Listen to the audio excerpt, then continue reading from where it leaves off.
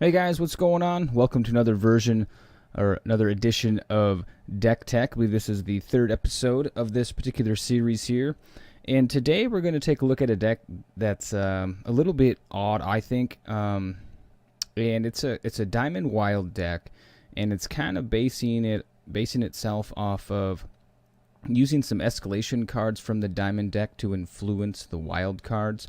Mainly like gaining some health off of, or not escalation, inspire. I'm sorry, gaining some health off of inspiration and gaining steadfast.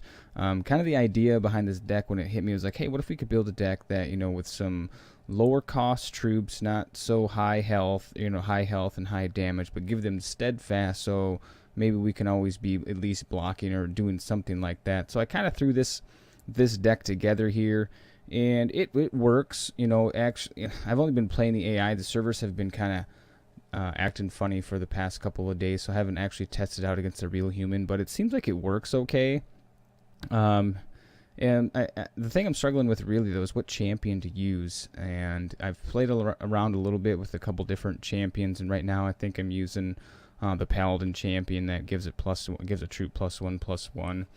I was using the troop that you were able to ready all your troops. That kind of contradicted the fact that, hey, if our troops are all have steadfast, why would we want to do that? But what I was basing that around was the Halloween Brave, where you can exhaust them, gain a resource, and then you could ready them again, and then gain a couple more resources. So if I have two of those out there, I could gain 4 resources in one round there. But that really wasn't working out. So I'm with the Paladin right now. So let's go ahead and build the deck here and show you the deck specs and whatnot. I just named the deck Diamond Wild Steadfast. Just something, obviously you can name it whatever you want there. So let's go ahead and start here. Like I said, it's Diamond Wild. So we're going to run 11 of each shard there. So let's just go ahead and grab those and get those out of the way real quick. And normally on a multicolored deck, I'll run Shards of Fate, but with 11 of each, I haven't had too much of a problem. I just recently switched it from, I was running like 8 or 9 wilds, and I switched it up to 11 here, and it seems to work a little better with 11/11. So let's see, the first card we're going to grab here is going to be the Cottontail. And let's see here, Cottontail. Oh man, I cannot type today. Cottontail, he's a cheap troop. He's got Rage 1 when he attacks. It's something cheap to get out on the board there, and the reason behind this here is because there's a couple other cards. There's another card out there. I think he's what's he called? Forgotten. Kraken Guard Mariner. He gives a buff to toughness there. So if you got him out first and you pull these little guys out, at least they get a buff to their toughness there. So let's go ahead and grab 2 of these. And then the next card is going to be Dandelion Sprite. And Dandelion Sprite here, he's a flight card, the kind of reason I picked him there. Again, he's low cost. And if you can get him out on turn 2, if you have Kraken out there, he's a turn 2, 1/3 card. Obviously, we won't be able to get the flight spell shield till at least turn 3, turn 4, depending on what you got there. But, turn 2, 1/3 is pretty difficult to deal with. So let's go ahead and grab 2 of those. And then the next one we're going to get is Feral Ogre. And we're going to grab 2 of him. And again, he's a turn 2, 3/2 with Crush. Again, if you have those inspiration cards out there, he can be a 3/3, or he could be a 3/2 with Steadfast. You kind of get the idea there. And then let's go ahead and grab Glimmerglen Witch. And we are going to take 2 of these. This is just a little bit of health gain. Turn 3, 2/3. Again, he can inspire with those other ones there, so it works out pretty well. 2 of those. And next we're going to get Honeycap. Now we can't reap the benefits of that most people do with Honeycap, basically because we're not playing the cards to really pump up our threshold here. So he usually comes in pretty low, like 3/3 or 2/2 or something like that. But it's like, again, like I said, if you have those inspired cards out there, he can hold his own weight. for a while, at least give you some board presence there. So let's take 2 of those, and then we're going to grab a Halloween Brave. This is the only card that actually pumps up our threshold.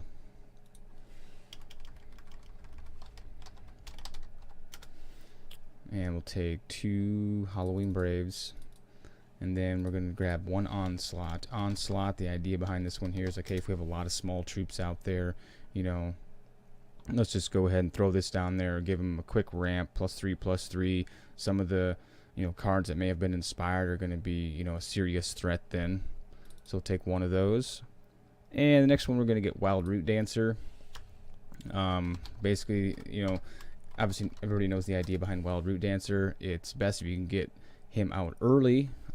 So we're only going to grab 1 of them though. So we're not depending on this card, you know, to pump up our troops. You know, we're really not depending on, you know, pump up really based on other cards other than the inspiration cards to give us steadfast and some health gain there. We're kind of going off of, you know, trying to get a quick board presence there. So after Wild Root Dancer, we're going to go into the Diamond Shards now, and we're going to grab the Adamanthian Scrivener. We're going to take 2 of him, and then we're going to grab a couple Blinding Lights, just because we know our damage is a little on the shy side, so sometimes we may need to prevent some damage. We're going to grab 2 of those. We're going to also grab Diamond Aurora. And Diamond Aurora is, you know, target troop gets +2/+2 and steadfast.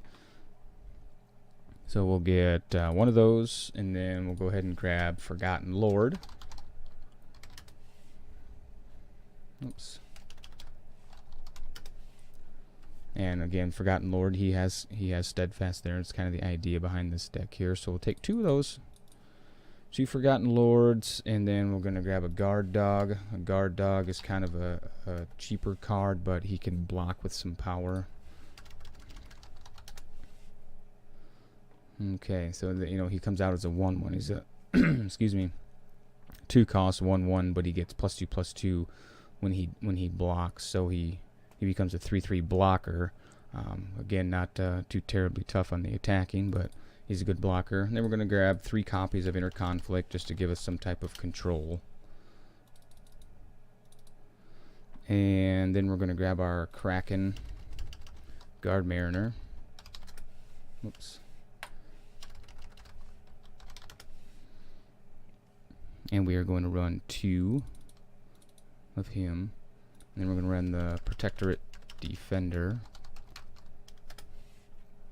And the Protectorate Defender is a socketable major. And the gem that I've been running in him is... what did we run in him?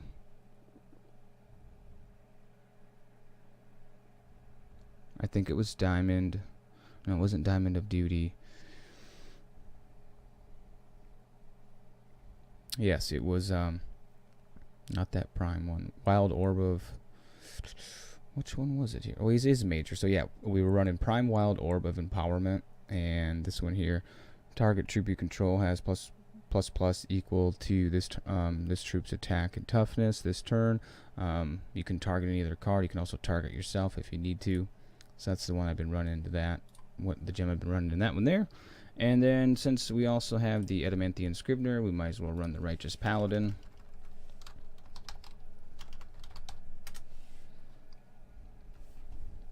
And we'll take 2 copies of the Righteous Paladin there, and then we're going to grab the Shield Trainer, and the Shield Trainer here is the card that gives us the Steadfast. Oh man, I wish the cursor would stay up there after you hit enter. It'd be kind of nice, since I'm a horrible typist sometimes. So as another troop enters with equal to this, greater than its cost, it gets permanent Steadfast. We're going to run 4 of those, since we're kind of basing this off of Steadfast here. I'm not sure, like I said, it works, sort of. And then the last ones we're going to grab here is a flyer, Skyle Griffin, and we are going to run 2 copies of him. I think I added 1 card too many. The Dandelion Sprite, yes, I had too many Dandelion Sprites. I actually wanted to run 3 copies of him, just to have some airborne support there. in case you come up against a flight deck. At least you'll have these. I was running the other ones like the horse one. I forget what it was. I forget his name, but this one here.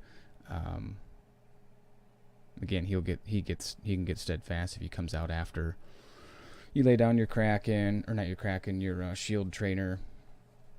So it's a pretty decent card there, and he's a 2/4 flyer, whereas the horse was like let's see if we can find him. I think he was a 3/2 flyer. I can find him here just to double check here.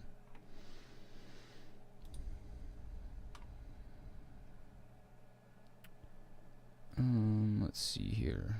Yeah, the Spearcliff Cloud Knight. He was a 3/2, but he had Life Drain, Flight, and Steadfast. And I don't know. I just chose the 2/4 just because he has a little more toughness, not as easy to remove off the board there. So that was kind of the determination behind that there. And then, like I said, the champion.